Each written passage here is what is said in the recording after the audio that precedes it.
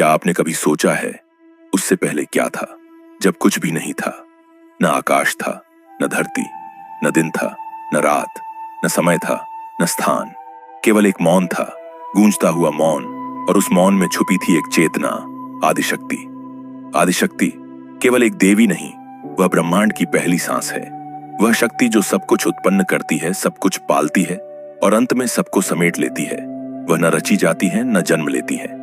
वह स्वयंभू है, जिसे स्वयं ईश्वर भी उत्पन्न नहीं कर सकते, क्योंकि वही ईश्वर का मूल स्रोत है। आदिशक्ति का अर्थ है प्रारंभिक ऊर्जा, वह प्रथम कंपन जिससे पूरा सृजन शुरू हुआ।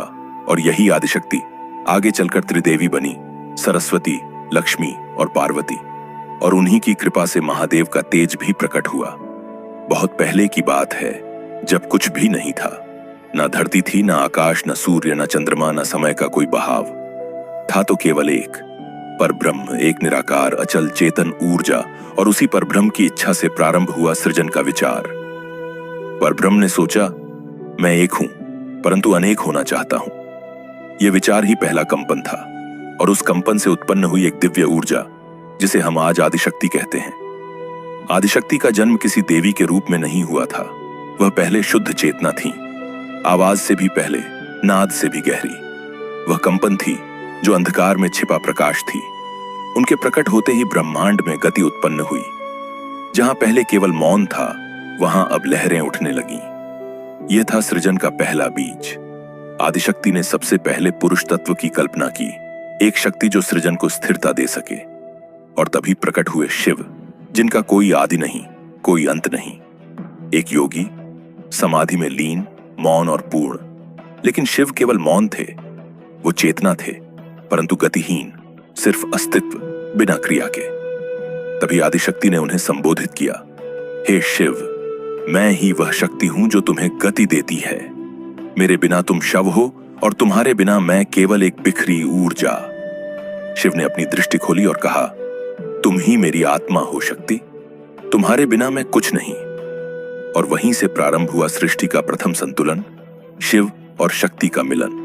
लेकिन यह केवल एक व्यक्तिगत मिलन नहीं था, यह था संपूर्ण ब्रह्मांड का संतुलन। शिव ने शक्ति को स्वीकार किया और शक्ति ने शिव को गति दी। तब आदिशक्ति ने सृष्टि के आगे के कार्य के लिए स्वयं को और विभाजित करना प्रारंभ किया। उन्होंने अपने भीतर से 3 प्रमुख शक्तियां निकाली, सृजन की इच्छा, पालन की भावना और संहार की शक्ति। इन 3 गुणों से उत्पन्न हुए त्रिदेव ब्रह्मा, विष्णु और शिव। जी हां, जिस शिव की हम बात कर रहे हैं वो महाशिव हैं, त्रिदेवों में एक। परंतु जो मूल शिव हैं, जो आदि थे, वो आदिशक्ति के समकालीन हैं। वो निर्गुण शिव, निराकार, शांत और शून्य में स्थित। और इस तरह जहां पर ब्रह्म से उत्पन्न हुआ आदिशक्ति, वहीं आदिशक्ति से आगे फूटा संपूर्ण ब्रह्मांड का रंगमंच। कह सकते हैं आदिशक्ति कोई एक देवी नहीं, बल्कि ब्रह्मांड की प्रथम स्पंदन है। वो ऊर्जा है जिससे विचार बना, वो विचार है जिससे सृष्टि बनी। जब आदिशक्ति और शिव का मिलन हुआ, तब सृष्टि का संतुलन तैयार हुआ। पर अब आवश्यकता थी विस्तार की, एक ऐसी संरचना जो संपूर्ण ब्रह्मांड को सुचारू रूप से चला सके।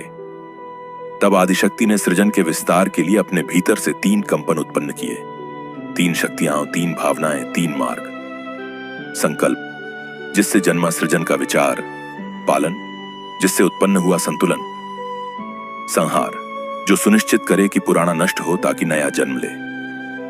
इन तीनों से उत्पन्न हुए त्रिदेव, ब्रह्मा सृष्टि के निर्माता, विष्णु पालनकर्ता, शिव संहार करता। पर यहां एक बड़ा रहस्य छुपा था। ये त्रिदेव अचानक नहीं आए, न ही पूर्ण ज्ञान के साथ आए। उन्हें भी अपनी भूमिका को समझने के लिए तप करना पड़ा।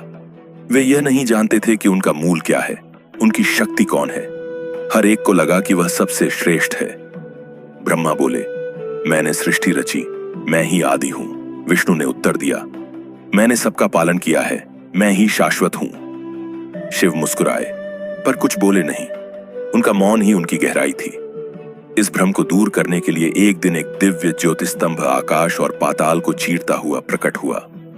वो कोई साधारण प्रकाश नहीं था, वो था आदिशक्ति का तेज, जो रूप रहित होकर अनंत आकार में प्रकट हुआ था। ब्रह्मा उस स्तंभ के शीर्ष को खोजने उड़ चले। विष्णु पाताल में उसकी जड़ें खोजने निकले। सहस्त्रों वर्षों बाद भी कोई उसकी सीमा नहीं जान पाया, और वहीं से उन्हें यह बोध हुआ, हम किसी और की शक्ति से संचालित हैं। हम स्वायत्त नहीं, हम उस परम चेतना के अंश हैं। वो चेतना और कोई नहीं, आदि शक्ति थी। यहीं से त्रिदेवों के अहंकार का अंत हुआ और ज्ञान का आरंभ। उन्होंने अपनी अपनी भूमिकाएं स्वीकार की।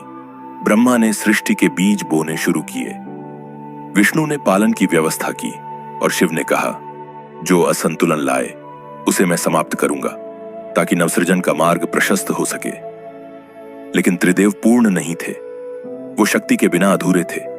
उनके पास कार्य था, लेकिन उसका स्रोत नहीं था।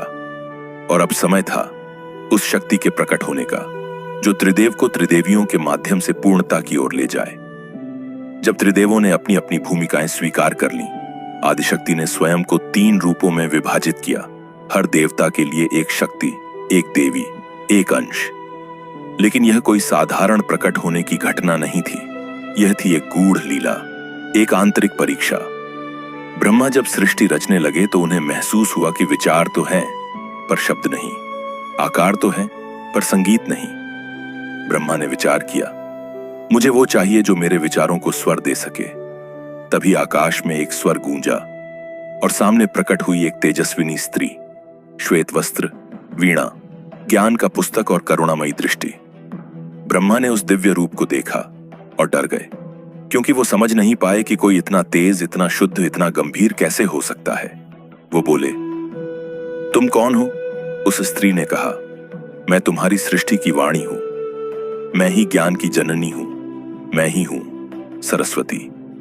ब्रह्मा ने हाथ जोड़ लिए, तुम्हारे बिना मेरी सृष्टि अधूरी है। और इस प्रकार ब्रह्मा को मिली उनकी शक्ति, सरस्वती माता। विष्णु के पास व्यवस्था थी, पर सौंदर्य नहीं, नीति थी, पर प्रेम नहीं। वो स्थायित्व तो दे सकते थे, पर जीवन को आनंद नहीं। तभी समुद्र से एक प्रकाश फूटा, और उस प्रकाश से प्रकट हुई लक्ष्मी, कमल पर विराजमान, हाथों में धन और आशीर्वाद। विष्णु ने उन्हें देखा और मुस्कुरा दिए। लक्ष्मी ने कहा, मैं समृद्धि हूं, मैं संतुलन हूं, मैं प्रेम हूं। विष्णु बोले, तुम मेरे भीतर जो रिक्तता है उसे भरने आई हो। मेरे पालन की योजना अब पूर्ण है। और इस प्रकार विष्णु को मिली उनकी शक्ति, मां लक्ष्मी। अब बारी थी शिव की। शिव जो समाधि में लीन थे, जिनके भीतर न कोई अभिलाषा थी, न कोई डर, पर आदिशक्ति जानती थी यह मिलन केवल आत्मा का नहीं, ब्रह्मांड का संतुलन है। तो उन्होंने जन्म लिया पार्वती के रूप में, एक साधारण कन्या के रूप में, जो जानती थी कि वह कोई साधारण नहीं, बल्कि स्वयं आदिशक्ति है। पार्वती ने कठोर तप किया, सालों तक बिना भोजन, केवल शिव का ध्यान। और जब उन्होंने शिव को संबोधित किया, शिव ने आंखें खोली और मुस्कुरा दिए। न कोई डर, न कोई भ्रम, क्योंकि शिव ने शक्ति को कभी बाहरी नहीं समझा। वो जानते थे शक्ति उन्हीं का ही एक रूप है। और इस प्रकार पार्वती का मिलन शिव से हुआ। न विवाह केवल देह का था, न विचारों का। यह मिलन था महाशक्ति और महाशून्य का। इस प्रकार त्रिदेव को मिली उनकी त्रिदेवी। तीनों ने अपने कार्यों में पूर्णता प्राप्त की, और ब्रह्मांड अब एक संतुलन की ओर बढ़ चला। इस ब्रह्मांड में कोई अकेला पूर्ण नहीं, शिव भी नहीं, शक्ति भी नहीं, पर जब दोनों मिलते हैं तब होता है पूर्णता का जन्म। आदिशक्ति और महादेव केवल 2 देवी देवता नहीं, वे 2 तत्व हैं। एक गति है, एक स्थिरता, एक लय है, एक मौन। और जब ये 2 मिलते हैं तब जन्म लेता है सत्य। तो अगली बार जब आप हर हर महादेव कहें तो याद रखें, वहां कहीं एक मौन शक्ति भी मुस्कुरा रही है, जो शिव को शिव बनाती है। अगर आपको हमारा वीडियो पसंद आया हो तो कमेंट में जरूर लिखें। जय मां।